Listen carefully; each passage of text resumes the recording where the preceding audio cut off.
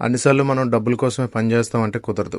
మనం ఎదుగుతున్న టైంలో ఖచ్చితంగా రెస్పాన్సిబిలిటీ అండ్ రెస్పెక్ట్ కోసం ఈ రెండింటి కోసం అయితే ఖచ్చితంగా చేయాలి. ఇక్కడ మీకు చెప్పబోతుంది ఏంటంటే మనకి 2 సైట్లు నడుస్తున్నాయి. 2 సైట్లు కూడా కస్టమర్స్ మనకి ఇక్కడ ఉండరనమాట. ఒక్కసారి కస్టమర్ వచ్చేసరికి హైదరాబాద్, ఇంకొక కస్టమర్ వచ్చేసరికి అతను నేవల్ ఆఫీసర్ అనమాట. సో వాళ్ళిద్దరికీ కూడా టైం ఉండదు. ఒకటి శీలానగర్ అండ్ ఒకటి నాయుడు తోట.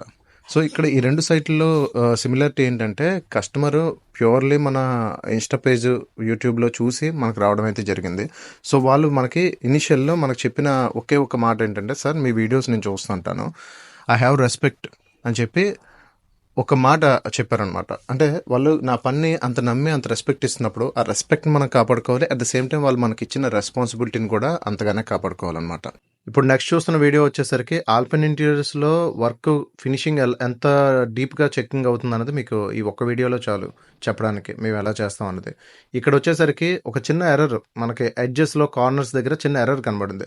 సో అది జనరల్గా నెగ్లెజిబుల్ ఎర్రర్. కాకపోతే ఏంటంటే కస్టమర్ వచ్చి చూసిన తర్వాత ఎలా ఫీల్ అవుతారని చెప్పి మేము కస్టమర్ పాయింట్ ఆఫ్ వ్యూ నుంచే చూసి దాన్ని రెక్టిఫై చేయడం అయితే జరిగింది. వన్స్ అది బాగాలేదు అంటే దాన్ని మళ్ళీ ఏదో మేకప్ చేయడం ఉండదండి, టోటల్గా పీక్ కొత్త చేసేయడమే.